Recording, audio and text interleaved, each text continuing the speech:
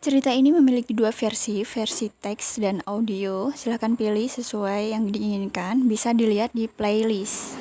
Bagian 3. Nasihat dari Vida. Novel Dendam Pernikahan karya Poppy Novita. Di ruang tamu rumah besar bernuansa hijau muda itu, Aira duduk tertunduk dengan perasaan campur aduk. Kedua tangan sibuk memelintir ujung kerudung merahnya. Suara langkah kaki membuatnya menoleh dan buru-buru mengusap sisa air mata di pipi. Mencoba tersenyum lalu mengucapkan salam. Kamu ke sini malam-malam. Sudah minta izin suamimu? Belum. Vida Gania menaruh secangkir teh hangat ke meja. Lalu duduk di samping Aira.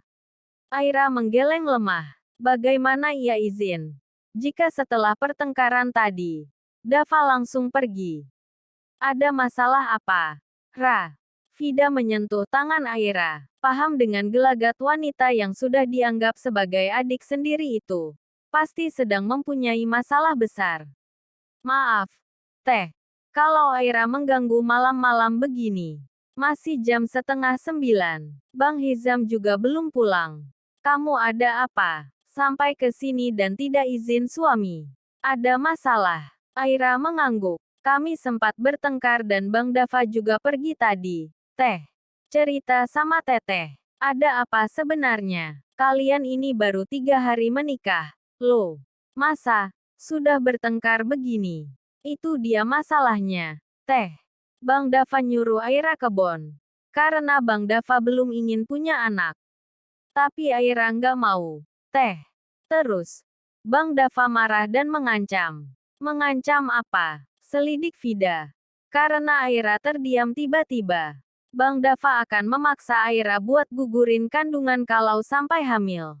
Astagfirullahaladzim. Dava bilang seperti itu. Aira mengangguk dan mengembuskan napas berat. Aira bingung. Teh, Aira ingin sekali punya anak. Tapi Bang Dava menolak. Nanti biar Bang Hizam yang bantu bicara dengan Dava. Jangan. Teh, nanti Bang Dava semakin marah. Aira, ini itu sudah keterlaluan. Seharusnya Dava bilang sebelum menikah. Bukan memaksa kamu menuruti keinginannya setelah menikah. Aira tahu. Teh, Aira juga bingung. Tapi Bang Dava bilang, dia takut suatu saat terjadi ketidakcocokan lalu bercerai. Kalau posisi sudah memiliki anak, dia nggak mau anak yang menjadi korban perceraian orang tua. Teteh nggak mengerti maksud kamu. Aira rasa, Bang Dava punya trauma perceraian orang tuanya. Teh. Vida mengangguk-angguk paham. Kalau begitu, kamu harus bantu dia agar keluar dari rasa trauma itu. Aira mengernyit dan menatap bingung. Vida tersenyum dengan tangan mengusap pipi Aira. Kamu mau dengar cerita dari Teteh? Cerita apa? Teh, Teteh tahu apa yang ditakutkan oleh Dava. Teteh tahu rasanya jadi anak dari orang tua yang bercerai. Ra. Teteh juga pernah merasakannya. Ada ketakutan tersendiri dan menjadi sebuah trauma yang sulit untuk disembuhkan. Vida tersenyum getir dan menghela napas pelan sebelum melanjutkan. Waktu awal menikah, Teteh juga nggak siap punya anak. Teteh Keke ingin menunda memiliki momongan. Bahkan sampai 1 bulan lebih. Teteh menolak berhubungan dengan suami. Tapi, alhamdulillah, Bang Hizam mempunyai hati seluas samudra. Kesabarannya sungguh luar biasa. Dia membujuk Teteh dengan nasihat-nasihat yang begitu lembut. Meski memiliki ilmu agama yang cukup. Tapi cara Bang Hizam menyampaikan, nggak pernah menggurui sama sekali. Membuat Teteh akhirnya tersadar sendiri. Aira menyimak dalam diam, memerhatikan cara bicara wanita 33 tahun di hadapannya yang begitu lembut. Tahun pertama pernikahan. Teteh masih bahagia karena belum memiliki momongan. Tapi, di tahun kedua dan seterusnya, Teteh mulai khawatir karena belum juga ada tanda-tanda kehamilan. Berkali-kali periksa. Tapi dokter mengatakan bahwa Teteh juga Bang Hizam sama-sama sehat dan subur. Tapi lucu rasanya. Sampai sekarang, hampir 10 tahun pernikahan, Teteh belum juga hamil. Vida tersenyum getir bersama setetes air yang mengalir dari sudut matanya. Mungkin ini teguran dari Allah. Doa dari ucapan yang tanpa sengaja itu. Ternyata Allah kabulkan. Teteh nyesel. Kenapa dulu sempat berucap nggak mau memiliki anak? Andai teteh nggak egois dulunya. Mungkin sekarang teteh sudah punya banyak anak. Bukan salah teteh. Aira menggenggam kedua tangan Vida dengan lembut. Mungkin memang belum waktunya. Teteh nggak apa-apa. Ra. Insya Allah. Teteh masih bisa sabar menunggu waktu yang tepat untuk Allah mempercayakan seorang anak tumbuh di rahim teteh. Aira mengangguk dengan senyum mengembang tetapi mata dipenuhi genangan air yang siap tumpah. Sesak itu terasa nyata di dada. Meski bukan dirinya sendiri yang mengalaminya. Tapi, bukan berarti kisah hidup teteh kamu samakan dengan jalan hidup kamu bersama Dava. Ra. Itu juga yang Aira takutkan. Teh. Aira takut Allah marah. Dan akhirnya nggak mempercayakan seorang anak kepada kami. Setiap manusia memiliki takdirnya masing-masing. Ra. Juga rezeki yang berbeda. Yang perlu kamu ambil dari cerita teteh adalah sikap dewasanya Bang Hizam. Kesabarannya, ketulusannya, juga kedewasaannya. Percayalah, sekeras apapun hati seseorang, akan luluh juga akhirnya jika kita mampu menghadapinya dengan kelembutan. Aira nggak tahu, Teh, apa Aira bisa sesabar itu? Kamu bisa. Ra, Teteh percaya itu. Kalau sekarang Dava belum siap memiliki anak, nggak apa-apa. Jangan dipaksa dulu. Pelan-pelan. Kamu nasihati. Beri kepercayaan padanya bahwa kamu bisa menjadi istri yang baik. Agar nantinya, dia sendiri yang akan merindukan sosok baru dalam rumah tangganya. Pelengkap juga penerus dirinya. Perlahan tapi pasti. Jika kamu mampu menghadapinya dengan kelembutan, hatinya akan terbuka sendiri. Aira tersenyum simpul lalu merangkul Vida. Terima kasih banyak, Teh.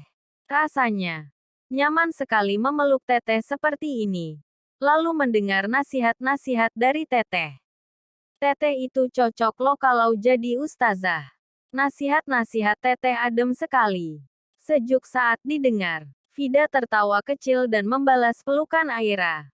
Teteh nggak cukup ilmu agama untuk menjadi seorang ustazah, Ra. Tapi, insya Allah, Teteh masih cukup ilmu untuk menasihatimu juga adik-adik Teteh lainnya.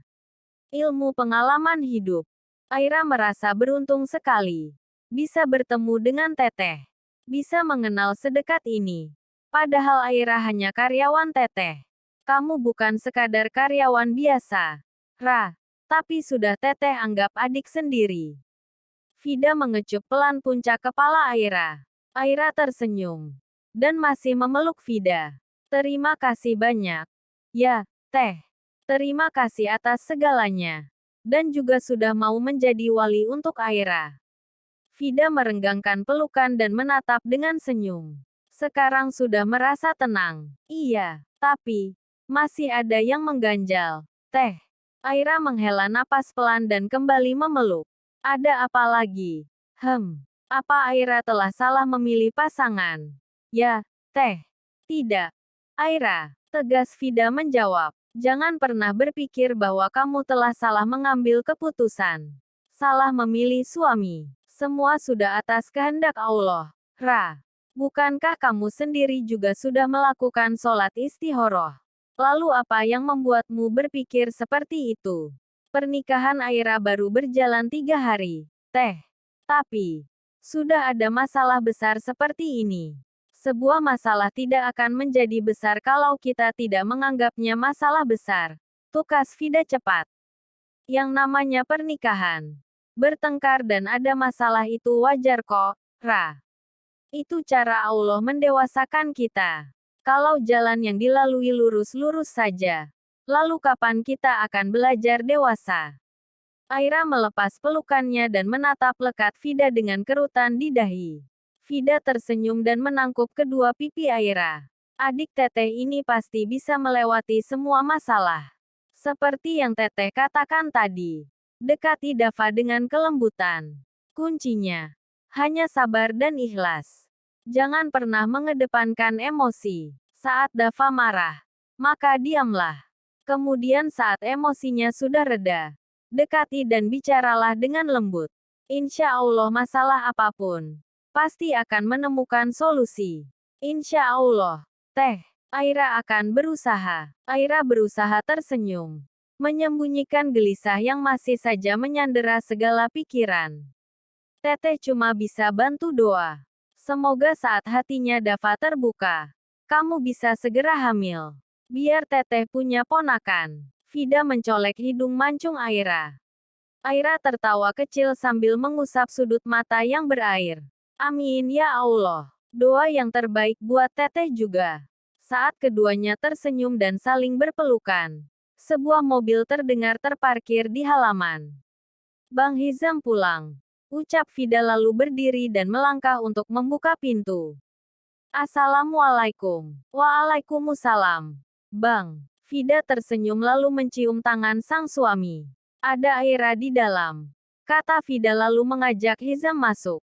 Bang Hizam, sapa Aira dengan anggukan. Lo, ke sini sendirian? Ra, iya. Bang, ini juga sudah mau pulang, kok. Biar Teteh yang antar. Ya, boleh ya. Bang, Vida menatap Hizam meminta izin. Nggak usah. Teh, Aira naik angkot saja. Teteh nggak izinkan kamu pulang sendirian naik angkot. Abang juga nggak kasih izin adek antar Aira pulang sendirian.